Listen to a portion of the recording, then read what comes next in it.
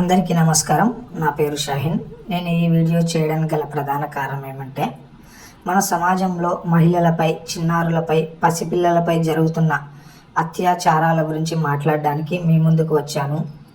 మనం చూసుకున్నట్లయితే రోజు రోజుకి ఈ అత్యాచారాలు పెరుగుతున్నాయి. వయసుతో సంబంధం లేకుండా కొన్ని మానవ మృగాలు తమ కామ వాంఛను, కామ కోరికలను తీర్చుకోవడం కోసం ఎంతోమంది మహిళల జీవితాలను నాశనం చేస్తూ వారి ప్రాణాలను కూడా బలి తీసుకుంటున్నారు.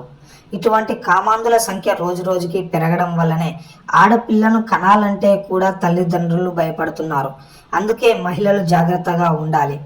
బయట కామ కుక్కల సంగతి పక్కన పెడితే మరికొందరు సొంత బంధువులే వావి వరసలు లేకుండా, చిన్న పిల్లలు అని చూడకుండా వారి కోరికలను తీర్చుకోవడం కోసం వీరి జీవితాలను నాశనం చేస్తున్నారు.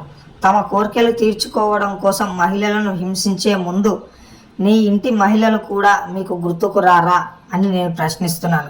ఎందుకంటే బయటి మహిళలు కాదు, మన ఇంట్లో వాళ్ళు మాత్రమే మహిళలు అనే విధంగా ప్రవర్తిస్తూ ఉంటారు. అటువంటి వారికి తప్పకుండా మనం బుద్ధి చెప్పాల్సినటువంటి తరుణం అయితే వస్తుంది. అందుకే మహిళలారా, మనం రోజు బయటికి వెళ్తున్నప్పటి నుంచి తిరిగి వచ్చే వరకు మనకు రక్షణ లేకుండా పోతుంది. ఇంటి పక్కల పనిచేసే ఆఫీసుల్లో, వచ్చే దారిలో, స్నేహం ముసుగులో కొందరు కుక్కల కామ చూపుల మధ్య నుంచి ఇంటికి రావాల్సినటువంటి దుస్థితి ఈ కాలంలో నెలకొని ఉంది. అందుకే మహిళలు ఆత్మరక్షణ కోసం పెప్పర్ స్ప్రే లేదా కారం పొడి అయినా ఒక ప్యాకెట్ తీసుకొని బయటికి వెళ్ళాలి. దయచేసి మళ్ళీ చెబుతున్న మహిళలను కామంతో చూడకండి.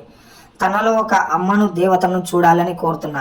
ఎందుకంటే నేటి సమాజంలో మనం చూస్తూనే ఉన్నాం, ప్రతిరోజు వయసుతో సంబంధం లేకుండా చిన్న పిల్లలను కూడా మద్యం మత్తులో, డ్రగ్స్ మత్తులో ఎత్తుకొని వెళ్ళి అత్యాచారాలు చేస్తున్నారు. మరి ప్రభుత్వం వీరినేమీ శిక్షించదా అని నాకు అప్పుడప్పుడు అనిపిస్తుంది. మరికొందరైతే మాకు డబ్బు ఉంది కాబట్టి ఏం చేసినా చెల్లుతుంది అనే విధంగా తయారయ్యారు. అటువంటి వారి వల్ల మహిళలు బయటికి రావాలంటే వారికి రక్షణ లేకుండా పోతుంది. ప్రభుత్వం ఇప్పటి వరకు మహిళలకు రక్షణ కల్పిస్తామని చెబుతూనే ఉన్నారు. అయినా కూడా మహిళల మీద దాడులు కానీ, అత్యాచారాలు కానీ, హత్యలు కానీ ఇంకా జరుగుతూనే ఉన్నాయి. కాబట్టి తెలంగాణ మరియు ఆంధ్రప్రదేశ్ రాష్ట్ర ప్రభుత్వాలను నేను వేడుకుంటున్నది ఒక్కటే, ఇప్పటికైనా అయ్యా మహిళలకు రక్షణ కల్పించండి. మహిళల రక్షణ కోసం ఎన్నో యాప్స్ని ఏర్పాటు చేశారు, అదేవిధంగా టీమ్స్ని కూడా ఏర్పాటు చేశారు. కానీ ఇంకా కూడా మహిళల మీద అత్యాచారాలు జరుగుతూనే ఉన్నాయి. దానికి ప్రధాన కారణం వెంటనే ఆన్ ది స్పాట్ వాళ్ళకు శిక్ష పడకపోవడం. ఎప్పుడూ శిక్ష పడుతుంది కాబట్టి వారికి భయం అనేది లేకుండా పోతుంది.